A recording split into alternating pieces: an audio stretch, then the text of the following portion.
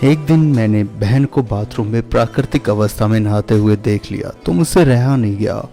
दोस्तों, मेरा नाम सोनू है। मैं आपको अपनी आप बीती भाई बहन की खुदाई की कहानी बताने जा रहा हूँ। यह कहानी मेरी बहन के बारे में है। वो देखने में काफ़ी सुंदर है। मेरे घर में मेरी मम्मी पापा और हम 2 भाई बहन ही रहते हैं। अब मैं आपको बताता हूँ कि भाई बहन की खुदाई की कहानी कहाँ से शुरू हुई थी, कि मेरे साथ ऐसा क्या हुआ था। ये तब की बात है जब हम स्कूल से पास करने वाले थे। मैं और मेरी बहन साथ में ही पढ़ाई करने जाया करते थे और स्कूल के लड़के मेरी बहन को देखकर गंदे गंदे कमेंट करते थे। बहन के बारे में गंदी गंदी बातें सुनकर मुझे बहुत बुरा लगता था, मगर मैं अकेला था और वो लड़के बहुत सारे होते थे, इसलिए मैं कुछ भी नहीं कर पाता था। मगर रोज़ उनकी बातें सुनकर मेरा दिमाग खराब हो जाता था। जब स्कूल की छुट्टियां हुई तो एक रोज़ हमारे घर में कोई नहीं था, बस मैं और मेरी बहन थे। मेरी बहन नहा रही थी, शायद वो दरवाज़ा लगाना भूल गई थी। पता नहीं दरवाज़ा हल्का सा कब खुल गया, उसको भी शायद पता नहीं चला, क्योंकि शायद घर में हम 2 ही थे, इसलिए वो बेफिक्र होकर नहा रही थी। मेरी नज़र उसके बदन पर गई तो मैं देखता ही रह गया। उसके विशाल बड़े बड़े रसीले आम और चमचम पर गिरता हुआ पानी मानो स्वर्ग की अप्सरा लग रही थी। देखकर मेरी आंखें तो बिल्कुल ही फैल चुकी थी। मेरा दिल तेजी से धड़कने लगा। उसको देखकर मेरे नागराज ने भी पिटारे से सलामी ठोकनी शुरू कर दी। फिर मैं वहाँ से चला गया। कुछ देर के बाद जब वो बाहर आई तो मैं अंदर गया और उसके नाम की जगन्नाथ की कहावत को पूरा करने लगा। उस दिन के बाद से मैंने बहन को दूसरी नज़र से देखना शुरू कर दिया। अब मुझे उसके तरबूज देखना और विशाल रसीले आम को घूरने का मन करता रहता था। मैं रसीले आमों को ताड़ने लगा था। रोज़ उसके चमचम के बारे में सोचकर जगन्नाथ की कहावत को पूरा करने लगा। 1 महीना ऐसे ही निकल गया था। फिर अचानक मेरे नाना जी चल बसे। मेरी मम्मी पापा को उनके यहाँ जाना था। हम दोनों के एग्ज़ाम आने वाले थे, हम नहीं जा सके। मेरी मम्मी पापा को अब 15 दिन के लिए वहीं पर रुकना था, तो हम दोनों भाई बहन घर पर ही रह गए। अब मेरे पास पूरा मौका था बहन को पटाने का। एक दिन मौका देखकर मैंने उसको कह दिया कि मैं उसे पसंद करता हूँ। बहन मेरी तरफ हैरानी से देखने लगी, मगर कुछ नहीं बोली। उसे लगा कि मैं अभी छोटा हूँ, तो उसने कुछ नहीं कहा और वहाँ से चली गई। मगर उसने मेरे साथ बात करना बंद कर दिया। शाम हो गई और रात भी हो गई। वो मुझे खाने के लिए बुलाने आई। मैंने मना कर दिया कि मुझे भूख नहीं है। वो बोली, अगर तू नहीं खाएगा तो मैं भी नहीं खाऊंगी। मैं बोला, ठीक है मत खाओ, मुझे नहीं खाना। फिर वो बिना कुछ बोले चली गई और सो गई। कुछ देर के बाद मुझे ज़ोर से भूख लगने लगी। मैं खाने के लिए किचन में गया और अपनी बहन पूजा के बारे में सोचने लगा। पूजा ने भी खाना नहीं खाया था। मैं उसके रूम में खाना ले गया, उसको जगाने लगा तो वो मुझ पर बहुत ज़्यादा चिल्लाई। मैंने कुछ नहीं कहा और उसे खाना खाने के लिए कहने लगा। वो बोली, तू जा, मुझे नहीं खाना है। मगर मैं नहीं माना और बोला, एक बार खाना खा लो फिर हम बात करेंगे। हम दोनों ने खाना खा लिया। पूजा बोली, हम भाई बहन हैं, हम दोनों के बीच में ऐसा कोई रिश्ता नहीं हो सकता, ये गलत होगा। मैं बोला, प्यार कभी गलत नहीं होता, मैं तुमसे प्यार करता हूँ। नहीं, ये गलत होगा, तुम जाओ यहाँ से। फिर मेरे दिमाग में एक आइडिया आया। मैं बोला, ठीक है, मुझे नींद नहीं आ रही है, तुम मेरे साथ बाहर आकर बैठ लो, हम थोड़ी देर टीवी देख लेते हैं। वो मान गई। मैंने जानबूझकर टीवी पे दूसरी फिल्म चला दी। जैसे ही उसको टीवी पर खुदाई की फिल्म दिखी तो वो गुस्से होकर बोली, ये क्या बकवास लगा दी तूने? देखो ना दीदी, कितना मजा आएगा। वो उठकर जाने लगी। मैंने उसका हाथ पकड़ लिया। सामने टीवी पर गोरी लड़की के साथ खुदाई हो रही थी।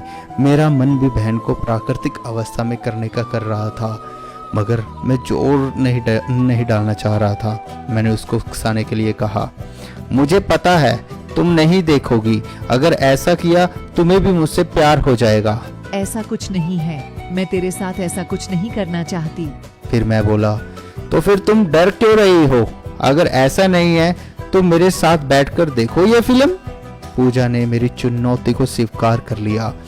वो मेरे साथ बैठकर फिल्म देखने लगी। बहन के साथ वीडियो देखते हुए मेरा तो बुरा हाल हो रहा था।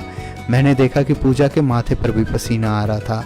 मैंने उसका हाथ पकड़ लिया और सहलाने लगा। उसने एक बार मेरी तरफ देखा और फिर दोबारा फिल्म देखने लगी। मैंने चमचम की ज़मीन पर हाथ रख दिया और सहलाने लगा। अब उसकी सांसें और भी तेज होने लगी थी। मैंने उसका हाथ पकड़ा और अपने कड़क गरम नागराज पर रखवा दिया। वो मेरे नागराज को पिटारे के ऊपर से ही पकड़े रही। मैंने उसके रसीले आमों की टोकरी के कवर को थोड़ा ऊपर किया। विशाल का रसीले आम दबाने शुरू कर दिए, जिसके कारण और भी ज़्यादा जोश आने लगा नागराज को, और वो पूजा के हाथ में ही झटके देने लगा। इधर पूजा भी नागराज को पकड़कर सहला रही थी, वो फोम में आ रही थी। फिर मैंने उसका चेहरा अपनी ओर किया और उसकी गुलाब की पंखड़ियों पर अपनी गुलाब की पंखड़ियाँ रख दी, लेकिन वो कुछ नहीं बोली। मैंने गुलाब का रसपान जारी रखा। फिर मेरी बहन भी मेरा साथ देने लगी। मैं रसीले आम दबाता रहा और वो नागराज को पकड़कर सहलाती रही। बहुत मज़ा आ रहा था।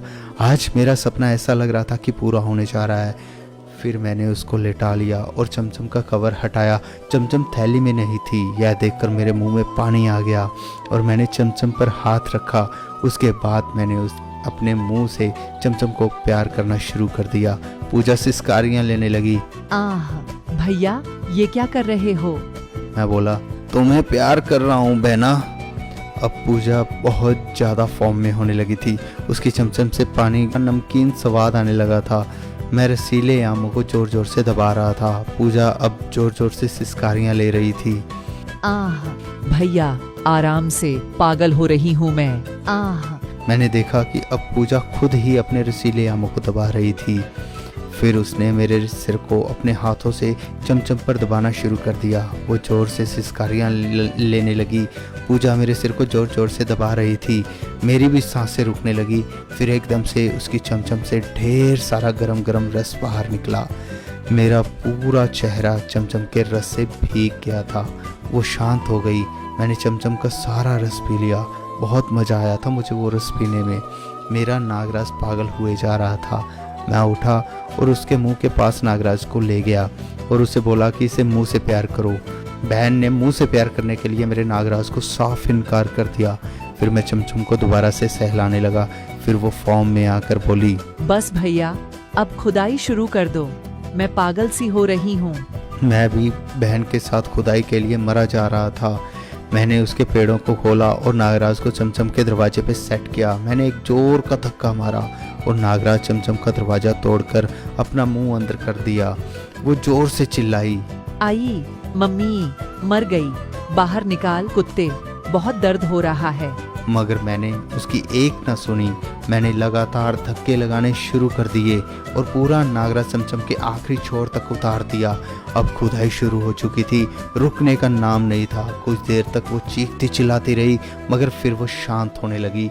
धीरे धीरे उसको भी खुदाई करवाने में मज़ा आने लगा। मैं भी अब मस्ती में उसके साथ खुदाई कर रहा था। फिर पूजा ने धीरे धीरे से तरबूज उठाकर धक्के लगाने शुरू कर दिए। मुझे पता लग चुका था कि पूजा को भी अब मज़ा आ रहा है और वो खुदाई में मेरा साथ देने लगी है। मेरी स्पीड अब काफ़ी तेज हो चुकी थी। अब उसकी चमचम एकदम से लाल हो चुकी थी। पहली बार बहन के साथ मिलकर खुदाई कर रहा था, इसलिए मैं भी ज़्यादा रुक नहीं पा रहा था। मैंने पूरे जोश में धक्के लगाने शुरू कर दिए और पूजा मेरे बदन से लिपट गई। चमचम एक बार फिर से मलाई छोड़ गई थी, मगर मैं खुदाई करता रहा। मेरे नागराज को भी उल्टी करने का मन होने लगा, लेकिन मेरा नागराज चमचम में उल्टी नहीं कर सकता था। इसलिए मैंने नागराज को पकड़कर खींच लिया ताकि नागराज का सारा जहर बाहर निकाल दूंगा। लेकिन जैसे ही मैंने नागराज पूजा के मुंह के पास लेकर गया, अब की बार पूजा ने मना नहीं किया और मेरे नागराज को अपने मुंह से प्यार करना शुरू कर दिया। नागराज ने तुरंत अपना सारा जहर उसके मुंह में उगल दिया और वो भी बहुत मज़े से सारा जहर पी गई। अब मैं ज़ोर ज़ोर से हाफ रहा था और पूजा भी। हम दोनों एक दूसरे से लिपट कर लेट गए।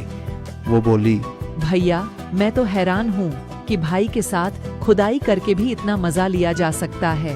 मैं बोला, हाँ, रिश्ते के अलावा हम दोनों आखिर में हैं तो लड़का लड़की ही। वैसे भी नागराज बिना गुफा के नहीं रह सकता और अभी तुमने देखा भी है। फिर हम दोनों जाकर फ्रेश हुए और फिर मैं अपने रूम में चला गया। पूजा अपने रूम में चली गई। अगले दिन जब मैं सोकर उठा तो पूजा को देखकर हैरान रह गया। उसने शादी वाला जोड़ा पहन रखा था। वो दुल्हन बनी घर में घूम रही थी। मैंने पूछा तो वो कहने लगी कि जल्दी से नहा लो, मुझे कुछ काम है। तो मैं नहाकर कपड़े बदल लिए। वो मुझे फिर घर में बने मंदिर में ले आई। वहाँ मेरे हाथ में सिंदूर थमा दिया और बोली, अब तुम मेरी मांग भर दो। इस तरह मैंने अपनी बहन से शादी कर ली। हम दोनों पति पत्नी बन गए। उस रात फिर मैंने अपनी सुहाग रात मनाई। पूजा के साथ मैंने रात भर खुदाई की। अगले दिन पूजा से चला भी नहीं जा रहा था। मैंने उसको दर्द की गोली ला कर दी। फिर मैंने पूजा की चमचम की सिकाई भी की। इसके बाद से मैं बाहर से खाना ले आया और हम दोनों ने खाना खाया, पूरे दिन आराम किया। इस तरह हम दोनों 14 दिन तक घर में पति पत्नी की तरह रहे। उसके बाद फिर भाई बहन की ये कहानी आगे भी चलती रही। फिर हम कभी होटल में तो कभी बाहर कहीं सुनसान खुली जगह में खुदाई करने लगे। अगर आपको इसका भाग आगे चाहिए तो हमें कमेंट करके बताइए। उसके बाद क्या हुआ, पूजा की सहेली और पूजा की सहेली के साथ मैंने क्या किया, जानने के लिए कमेंट कीजिए।